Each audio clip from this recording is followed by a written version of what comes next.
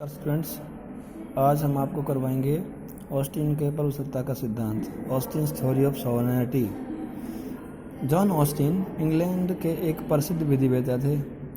उन्होंने प्रभुसत्ता के संबंध में एक लोकप्रिय सिद्धांत दिया था, जो लेक्चर्स ऑन जूरिस्प्रूडेंस पुस्तक में दिया, जो 1832 में प्रकाशित हुई थी। जॉन ऑस्टिन हॉब्स और बेंथम से प्रभावित थे।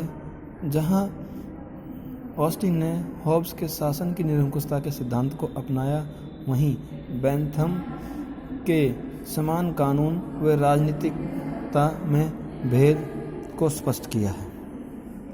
जॉन ऑस्टिन द्वारा दिया गया वक्तव्य कानून उच्चतर द्वारा निम्नतर को दिया गया आदेश काफ़ी प्रसिद्ध हुआ और जो प्रभुसत्ता के सिद्धांत की एक आम धारणा सी बन गया था।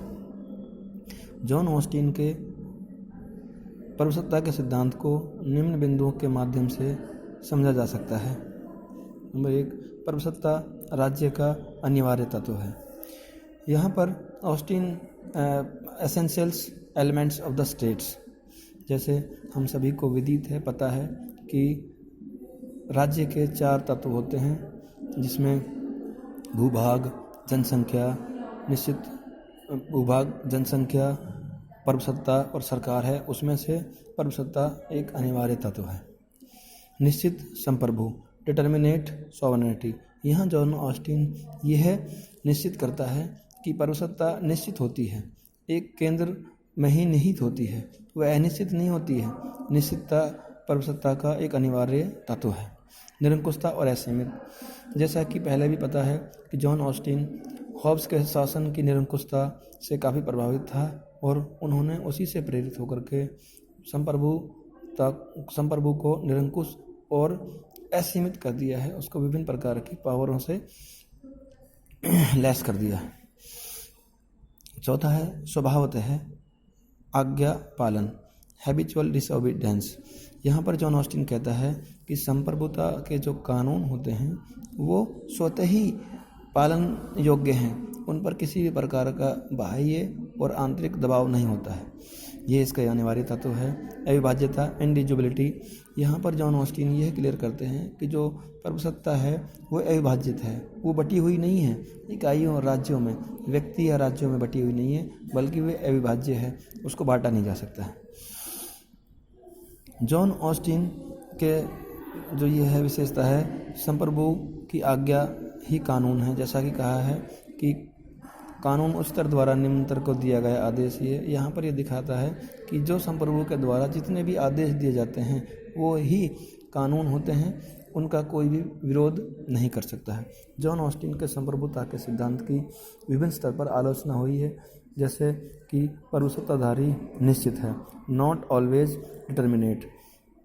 ये कहते हैं कि प्रभुसत्ता समय और काल के हिसाब से निश्चित नहीं होती है, बल्कि वो समय और काल के हिसाब से बदलती रहती है, रूप बदलती रहती है। इस आधार पर भी संप्रभुता, जॉन ऑस्टिन के संप्रभुता के सिद्धांत की आलोचना की जाती है। लोक संप्रभुता के विरुद्ध, जैसा कि आपको पता है कि लोक संप्रभुता क्या कहता है कि जो जनता, जो संप्रभु है वो जनता के द्वारा, पब्लिक के द्वारा दी जाती है, परंतु जॉन ऑस्टिन का सिद्धांत इस बात को नहीं मानता है। इसलिए इस आधार पर इसकी आलोचना की जाती है कि लोक संप्रभुता के सिद्धांत के विरुद्ध है, क्योंकि संप्रभुता जनता में निहित होती है और जनता ही डिसाइड करती है कि संप्रभु कौन है, उसके ऊपर क्या सीमाएं निश्चित होती हैं। इस आधार पर भी इसकी आलोचना की जाती है। कानून की धारणा गलत है। जॉन ऑस्टिन के द्वारा कहा गया है कानून उच्चतर द्वारा निम्नतर को दिया गया आदेश है, जो कि कानून की धारणा के खिलाफ है। कानून सभी को समान मानता है, इसमें कोई भी उच्चतर निम्नतर नहीं होता। इस आधार पर भी इसकी आलोचना की जाती है। कानून की धारणा आधार शक्ति है। जहाँ पर जॉन ऑस्टिन कहता है कानून की जो धारणा है या आधार है वो शक्ति है। इससे तात्पर्य है कि कानूनों का लोग पालन उसके भय से करते हैं, जबकि ऐसा नहीं है। कानूनों का पालन व्यक्ति स्वेच्छा से करते हैं, स्वतः करते हैं। कौन अमुक कानून अच्छा है तो उसको मानते हैं, अगर कोई अमुक कानून गलत है, अधिकारों का विरोधी है, तो उसका लोग विरोध भी करते हैं। प्रभुसत्ताधारी को निरंकुश बनाया गया है। जॉन ऑस्टिन के प्रभुसत्ता के सिद्धांत की इस आधार पर भी आलोचना की जाती है कि उसने प्रभुसत्ताधारी को निरंकुश और एब्सोल्यूट और अनलिमिटेड बना दिया है, जो कि प्राकृतिक रूप से भी गलत है और लोकतांत्रिक आधार पर भी गलत है। इन आधारों पर जॉन ऑस्टिन के सिद्धांत की आलोचना की जाती है। धन्यवाद।